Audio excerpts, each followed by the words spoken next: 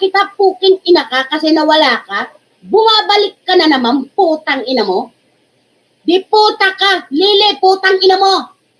Pinatay mo asawa mo, puking ina ka para ka magkaroon ng laya, gaga. Di ba yan ang kwento mo? Nilagyan mo ng lason kasi sawang-sawa ka na. Fake news. Palagi ka na lang. Tagsing ka. Sabi mo, diba sabi mo, sa hospital, namatay asawa mo, kasi minason mo, pinahospital mo. Gaga.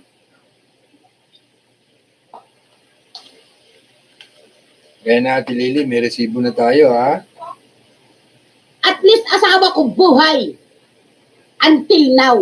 Never akong gagawa ng, ang linis ng trabaho mo, Lili. Sobrang linis.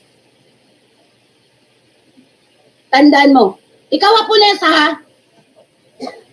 huwag kang magmalaki, puking ina ka, wala kang may pagmamalaki sa amin.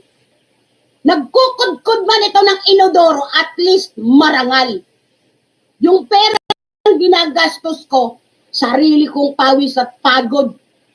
Pinaghirapan ko, pero yung mga na ginagamit mong pera, pinanglimos mo kasi manlilimos ka.